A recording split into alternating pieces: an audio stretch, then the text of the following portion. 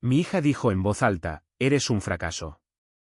El nuevo esposo de mi mamá no es como tú. Desearía que él fuera mi verdadero padre. Me quedé en silencio y le concedí ese deseo. Al día siguiente, mi exesposa me llamó presa del pánico.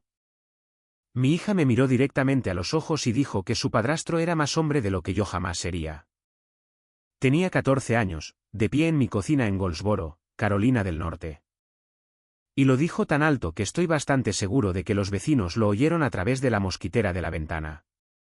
No fue un susurro, no fue un desliz. Fuerte y deliberado. De la manera en que los adolescentes dicen las cosas cuando quieren asegurarse por completo de que el cuchillo penetre hasta el fondo. Eres un fracaso, papá. Kyle no es como tú. Desearía que él fuera mi verdadero padre. No grité. No lloré.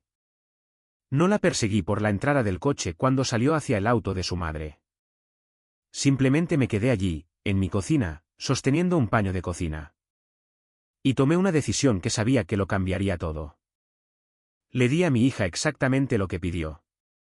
Y 24 horas después, mi exesposa, Diane, me llamaba con un pánico que no había oído en su voz desde la noche en que nuestro matrimonio se desmoronó.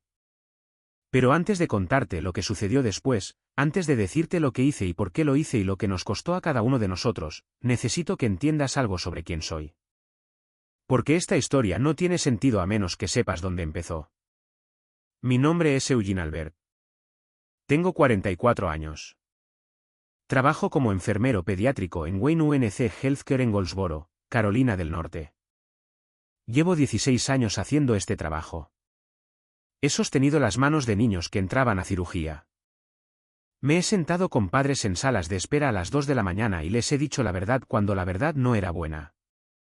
He hecho este trabajo en días festivos, en fines de semana, en noches en que mi propia hija llamaba pidiéndome que fuera a su obra de teatro escolar y tenía que decirle que no podía ir porque había un niño de 6 años en la planta que me necesitaba más.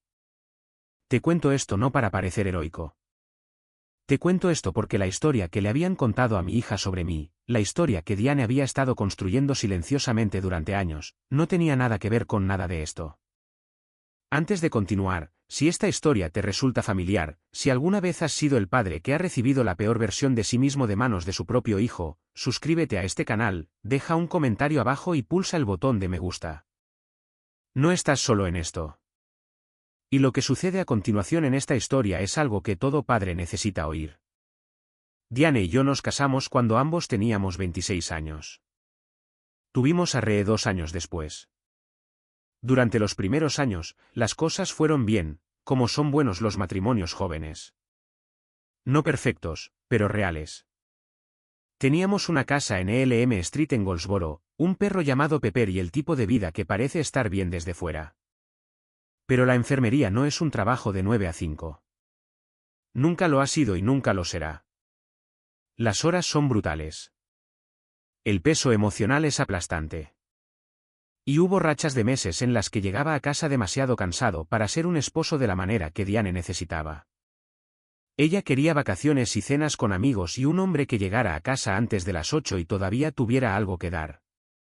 Yo quería dormir y desconectar y encontrar la manera de sobrellevar lo que había visto en el trabajo sin ahogarme en ello. No peleábamos. Ese era casi el problema. Simplemente, poco a poco dejamos de estar en el mismo matrimonio. Para cuando Rhea tenía 7 años, Diane y yo nos habíamos separado. El divorcio fue definitivo 8 meses después. Teníamos la custodia compartida. Rhea pasaría la semana escolar con Diane y fines de semana alternos conmigo, además de los veranos y las vacaciones divididos entre nosotros. Acepté esos términos porque un abogado de custodia me dijo una vez que el padre que acepta menos es generalmente el padre que ama más. No estoy seguro de que eso sea siempre cierto, pero lo acepté porque creía que Diane era una buena madre y creía que Rhea estaría bien y creía que lo que más importaba era la estabilidad. Estaba equivocado en una de esas 3 cosas. Diane conoció a Kyle Forsyth aproximadamente un año después del divorcio. Él se dedicaba a los bienes raíces comerciales, tenía 43 años, 2 divorcios y nunca había tenido hijos propios. Vestía trajes ajustados y conducía un Audi plateado y llevaba a Diane a restaurantes en Raleigh que yo no podría haber pagado con un sueldo de enfermero sin vaciar mis ahorros. No tenía una opinión sobre Kyle Forsyth. Esa era mi política. Era el padrastro de mi hija. Mientras la tratara bien y tratara a Diane con respeto, no era asunto mío. Lo que no anticipé fue que Kyle Forsyth se convertiría en la vara de medir. Empezó con cosas pequeñas. Rhea volvía a casa después de un fin de semana con su madre y mencionaba que Kyle las había llevado a una casa de playa en Bridgeville Beach. Era tan bonita, papá. Como el lugar más bonito en el que he estado. Dije, eso sonaba maravilloso. Describió la ducha exterior, la terraza en la azotea, el restaurante de mariscos sobre el agua donde se sentaron fuera y vieron la puesta de sol. Yo vivía en un apartamento de 2 habitaciones junto a Berkeley Boulevard en ese momento. Veíamos la puesta de sol a través de una ventana que daba a otro edificio de apartamentos. Unas semanas después, mencionó que Kyle había sorprendido a su madre con un viaje a Nashville por su aniversario. Simplemente lo reservó todo. Ni siquiera se lo dijo hasta la noche anterior. Dije que eso era muy romántico. Me miró de la manera en que los adolescentes te miran cuando están decidiendo si has dicho lo correcto. No había dicho lo correcto. Las comparaciones siguieron llegando. Kyle tenía asientos a pie de pista en un partido de los Hornets. Kyle sabía cómo cocinar un buen filete. Kyle tenía un barco. La hija de Kyle de su primer matrimonio tenía 20 y tantos años y una gran relación con él, lo que Rhea mencionó aproximadamente 3 veces en una conversación. No dije nada. Hice mi trabajo. Me presenté en cada recogida y cada entrega. Ayudé a Rhea con sus deberes cuando me lo permitió. Conduje 45 minutos hasta el concurso de talentos de su escuela, me senté en la tercera fila y grabé todo en mi teléfono. Hice todas las cosas que hace un padre que nadie filma o publica o de las que nadie habla en las cenas con amigos. Pero nada de eso era la historia que se contaba en la otra casa. Descubrí a través de Rhea, de la manera torpe y accidental en que descubres las cosas a través de los adolescentes, que Diane había estado contando su propia versión de nuestro matrimonio durante años. No mentiras dramáticas, algo más corrosivo, el tipo de reescritura silenciosa en la que lentamente reemplazas los hechos con sentimientos hasta que los sentimientos se convierten en hechos. Según la historia en esa casa, yo había estado ausente. Había priorizado mi carrera. No me había presentado emocionalmente. Nunca había sido lo suficientemente ambicioso. Me había conformado con menos y había arrastrado a Diane conmigo. Nada de esto se discutió conmigo. Era simplemente el agua en la que nadaba todos los días.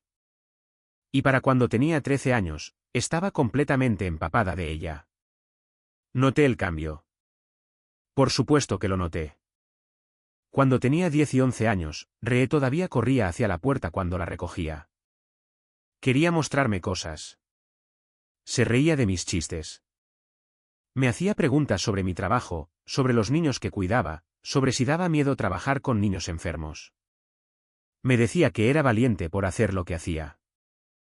A los 13, había dejado de correr hacia la puerta. A los 14, apenas me miraba a los ojos. Me dije a mí mismo que solo era la adolescencia. Me dije que se estaba adaptando.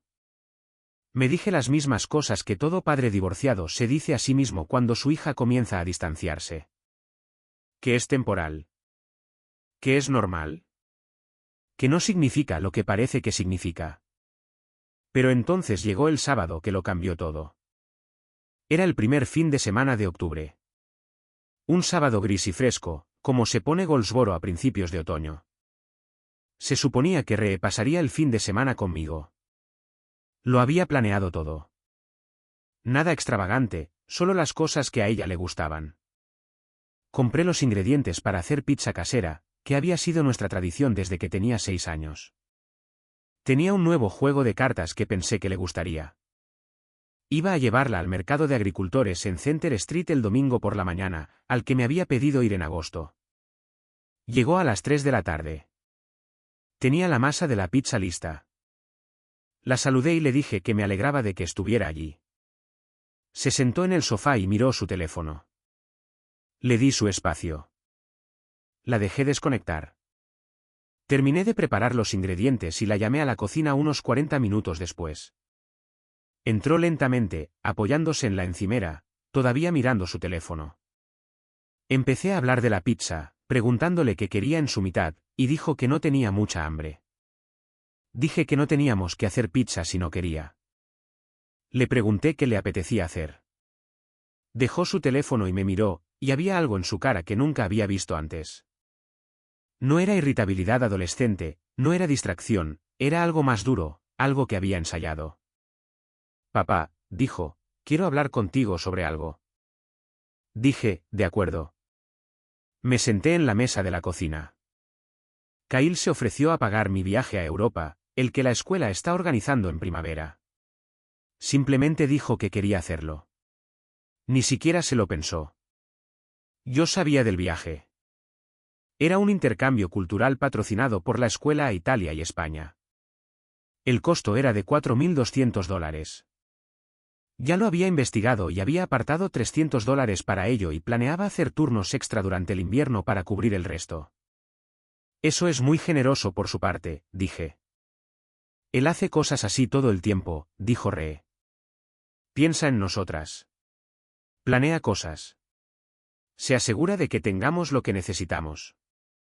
Dije que me alegraba de que su madre tuviera a alguien así en su vida. ¿Por qué no puede ser así? Dijo. Mantuve mi rostro impasible. Le pregunté a qué se refería. Eres un enfermero, dijo. Y la forma en que lo dijo, no con malicia exactamente, sino como dices una palabra cuando quieres quitarle todo su valor, me lo dijo todo. Trabajas de noche. Siempre estás cansado. Tienes este pequeño apartamento. No puedes llevarme a ningún sitio ni hacer nada. Kyle tiene una carrera de verdad. Él sí que ha tenido éxito. Dejé que las palabras se asentaran. Luego dije, Ree, ¿sabes lo que hago en el trabajo? Se encogió de hombros. Cuido de niños enfermos, niños. Algunos de ellos tienen tu edad. Algunos de ellos son bebés. Me he sentado con madres que iban a sobrevivir a sus hijos, y las he ayudado a superar eso. He sostenido la mano de un niño durante un procedimiento que los aterrorizaba para que sus padres no tuvieran que mirar y derrumbarse. He hecho eso durante 16 años. Elegí ese trabajo porque me importa. Ella miró la encimera. Eso no paga lo suficiente para hacer algo genial. Genial, repetí. ¿Sabes a lo que me refiero? Estuve en silencio por un momento. Entonces lo dijo.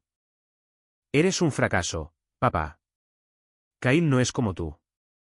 Desearía que él fuera mi verdadero padre. Lo dijo de la manera que describí al principio, alto, segura, mirándome directamente. No levanté la voz. No lloré.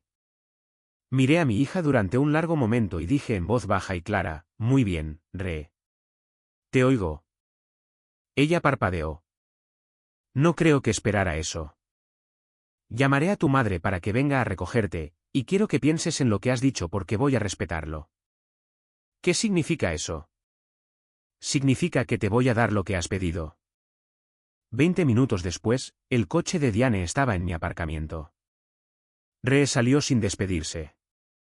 Observé desde la ventana. Diane no vino a la puerta. Me quedé en mi cocina durante mucho tiempo con los ingredientes de la pizza todavía extendidos en la encimera y pensé en todo con mucho cuidado.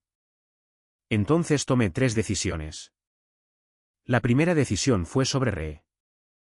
No la llamé esa noche ni a la mañana siguiente. Había estado contactándola, enviándole mensajes de texto, preguntándole cómo estaba, enviándole cosas que podría encontrar divertidas o interesantes durante años a través de una distancia que había ido creciendo lentamente. Había estado vertiendo en un recipiente con un agujero en el fondo. Ese domingo por la mañana, me detuve. No desaparecí. No me volví cruel ni frío ni ausente de ninguna manera oficial. Simplemente dejé de perseguir. Si Ree quería hablar conmigo, podía llamar. Si quería venir, podía preguntar.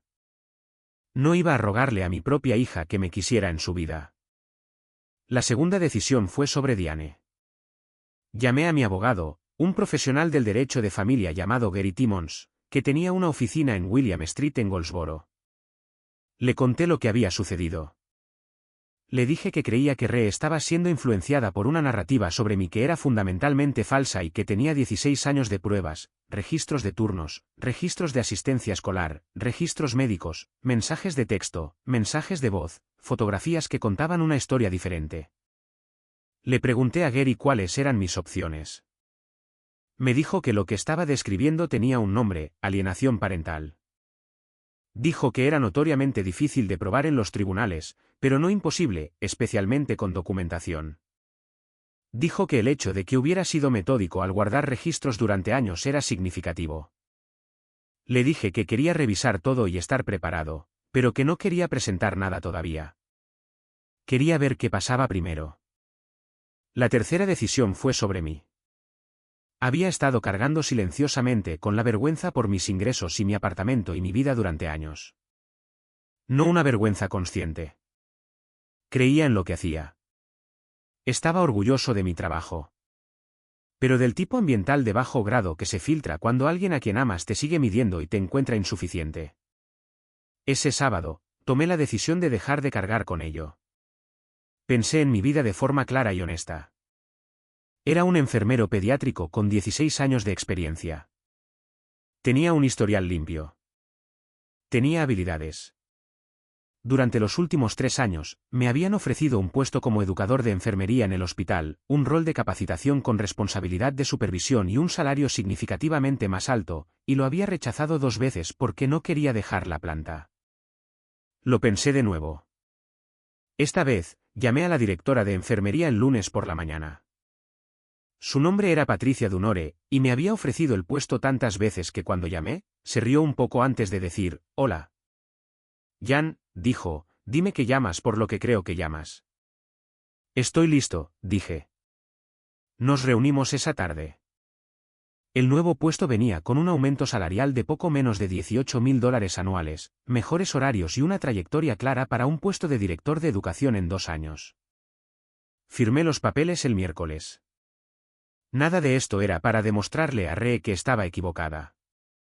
Quiero ser claro al respecto. El cambio de trabajo era algo que había estado posponiendo por razones personales que ya no aplicaban, pero sucedió la misma semana y fue parte del mismo ajuste de cuentas, y no fingiré lo contrario. 12 días después de que Ree se fuera de mi apartamento, Diane llamó. Era un domingo por la noche, justo después de las 7. Estaba revisando materiales de orientación para mi nuevo puesto, comiendo sobras en la mesa de mi cocina. Casi no contestó. Teníamos un acuerdo de comunicación, solo asuntos relacionados con la crianza, nada social. Pero algo me hizo cogerlo. La voz de Diane era diferente. Había conocido a esa mujer durante casi 20 años y había oído su voz en todos los registros posibles. Feliz, enfadada, agotada, asustada. Y lo que oí cuando dijo mi nombre fue algo que no había oído desde la noche en que nos sentamos en el consultorio de un médico y recibimos noticias para las que no estábamos preparados. Crudo, desnudo, pánico. Eugene, dijo, algo ha pasado. Dejé el tenedor. Kyle Forsyth, resultó, no era exactamente quien había aparentado ser. Te contaré lo que Diane me dijo en el orden en que me lo dijo, y no editorializaré porque no lo necesita. La empresa de bienes raíces comerciales de Kyle había estado bajo investigación por la Comisión de Bienes Raíces de Carolina del Norte durante aproximadamente 14 meses. La investigación se refería a representaciones fraudulentas a inversores en un proyecto de desarrollo comercial en el condado de Wauk. Un edificio de uso mixto que se había vendido a 4 grupos de inversión distintos utilizando documentación que exageraba significativamente el valor proyectado de la propiedad. Las cantidades involucradas eran en conjunto poco menos de $1.2 millones. La investigación había concluido. A Kyle se le había notificado 2 semanas antes de que Ree me llamara fracasado que iba a ser remitido a la Fiscalía General del Estado. Se estaban presentando cargos penales. Su licencia fue suspendida en espera de una resolución. Diane se enteró porque un periodista del Raleigh News and Observer llamó a su teléfono móvil un domingo por la tarde pidiendo un comentario. Ella no lo sabía, o no se había permitido saberlo. Creí la primera explicación entonces y todavía la creo ahora. Diane no era una persona deshonesta. Era una persona que había decidido que Kyle era el hombre que necesitaba que fuera. Y había sido muy disciplinada en no mirar las pruebas en contrario. Pero había más. Kyle, me dijo con una voz que era apenas un susurro, tenía una hija de su primer matrimonio, una mujer llamada Britney, que tenía 27 años y vivía en Charlotte. Rhea había conocido a Britney 2 veces y la describió como genial y exitosa. Lo que a Rhea no le habían contado, lo que aparentemente a Diane no le habían contado o no había insistido en ello, era que Britney no había hablado con su padre en 4 años. No porque estuviera ocupada, sino porque Kyle le había pedido dinero prestado cuando tenía 22 años, dinero que ella había ahorrado trabajando en 2 empleos durante la universidad, y nunca le había devuelto un solo dólar. Diane descubrió esto cuando el número de Britney apareció en el registro de llamadas de Kyle, y ella llamó. Britney contestó y dijo secamente, no sé por qué me llamas. No tengo nada que decir a nadie relacionado con mi padre. Me robó y no tiene ninguna relación conmigo y eso nunca cambiará. Y entonces Diane dijo la cosa que sabía que era lo más difícil que me había dicho nunca.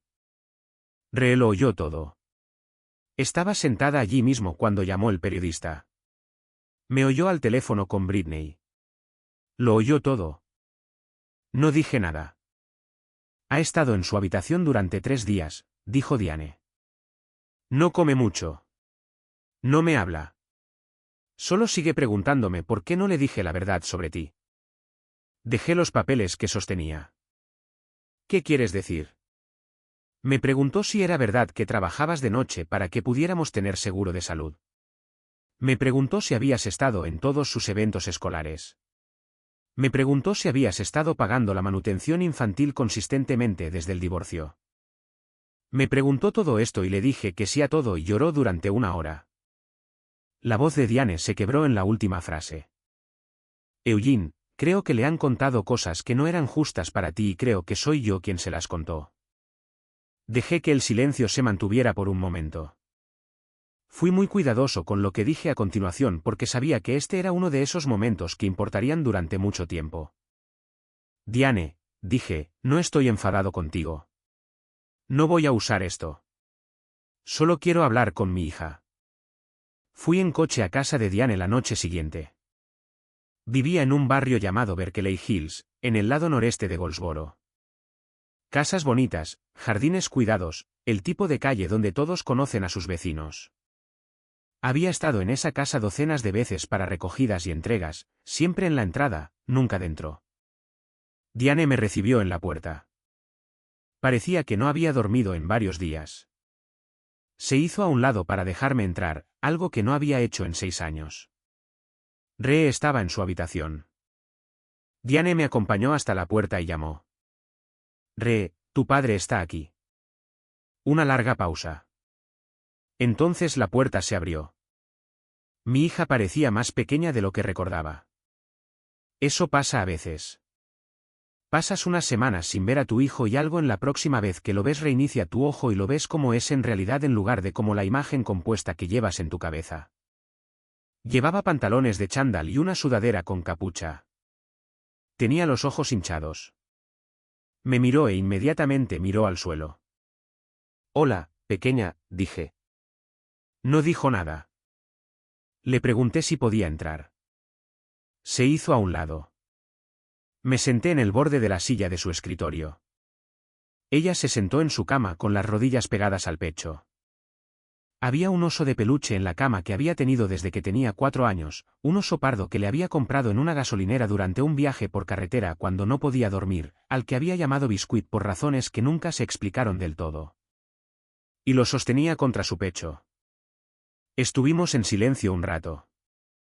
Luego dijo, papá, dije algo muy malo. Lo hiciste, dije. No lo decía en serio. Sé que no, pero lo dijiste, y tenemos que ser honestos al respecto. Ella asintió. Le temblaba la barbilla. ¿Puedo contarte algo? Dije. Levantó la vista. Cuando tenías 3 años, tuviste una fiebre que subió a 104 en medio de la noche. Tu madre estaba aterrorizada. Fuimos en coche al hospital a las 2 de la mañana. Estabas ardiendo, y no entendías por qué estábamos allí o por qué te sentías como te sentías. Y seguías pidiendo por mí una y otra vez. Solo, papi, papi, papi. Las enfermeras me dejaron sostenerte todo el tiempo que te hicieron pruebas. Te sostuve durante 4 horas. Re estaba muy quieta. Esa fue la noche en que decidí volver a la escuela para estudiar enfermería. Lo había estado pensando antes. Pero esa noche, viendo a las enfermeras, viendo lo que hacían y cómo lo hacían, y la forma en que te hablaban a ti y a nosotros, supe que eso era lo que quería hacer. Quería ser la persona en la habitación que supiera qué hacer, que no entrara en pánico, que lo arreglara todo. Ahora lloraba en silencio. Elegí un trabajo que no gana tanto dinero como otros trabajos. Eso es cierto. Lo elegí porque me importaba más que el dinero. Y volvería a tomar esa misma decisión. No porque no me importe mantenerte, sino porque el trabajo que hago es real y es importante y soy bueno en ello. ¿Entiendes eso? Ella asintió. No soy un fracaso, dije, necesito que me oigas decir eso. No soy un fracaso. Soy un hombre que tomó decisiones, y la mayoría de ellas fueron las correctas. Y necesito que mi hija sepa quién soy realmente en lugar de quien alguien más le dijo que era. Ree se cubrió la cara con las manos. El sonido que hizo no era exactamente llanto. Era algo más antiguo y pesado que el llanto. Me moví de la silla al borde de la cama y le pasé el brazo por los hombros. Se apoyó en mí como solía hacerlo cuando era pequeña, cuando el mundo era demasiado grande y yo era lo más seguro en él. Permanecimos así durante mucho tiempo. Hay algo que sucede en las familias divorciadas de lo que nadie habla al principio, cuando estás sentado en la oficina de un mediador dividiendo las vacaciones y firmando papeles. Nadie habla de la guerra lenta e invisible que se libra en los años siguientes. No una guerra con armas o abogados necesariamente. Una guerra de historias. Una guerra de pequeñas impresiones acumuladas. Una guerra donde la versión de ti que tu hijo lleva en su cabeza es moldeada por 1000 comentarios casuales y silencios intencionados y omisiones que nunca sabrás que ocurrieron. Había estado perdiendo esa guerra durante años, y no entendí completamente cuán mal hasta la noche en que mi hija dijo que Kyle Forsyth era más hombre que yo. No te cuento esto para satanizar a Diane. No era un monstruo. Era una mujer que había sido herida y había pasado años construyendo una versión de los acontecimientos que la convertía en la protagonista de su propia historia. La mayoría de nosotros hacemos eso. La mayoría de nosotros construimos la historia que hace que nuestras decisiones tengan sentido. El problema es que cuando lo haces dentro de un matrimonio y con un hijo en común, la historia que construyes moldea la comprensión completa de la realidad de otra persona. A Ree no le habían mentido de manera dramática. Había estado rodeada de una versión de la verdad que omitía todo lo inconveniente. Y había hecho lo que hacen los niños. Había llenado los vacíos con lo que se le daba. En las semanas que siguieron a la conversación en su habitación, Ree y yo empezamos de nuevo. No perfectamente, no sin contratiempos. Tenía 14 años y tenía mucho que procesar.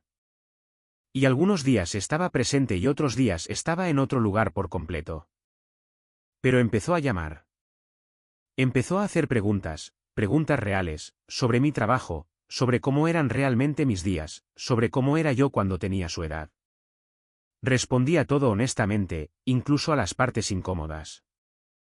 Le dije que su madre y yo no nos habíamos hecho felices el uno al otro y que ninguno de los dos era puramente la víctima o puramente el villano.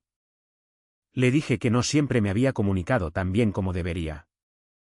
Le dije que había cosas que desearía haber hecho de manera diferente. También le conté las cosas que había hecho bien.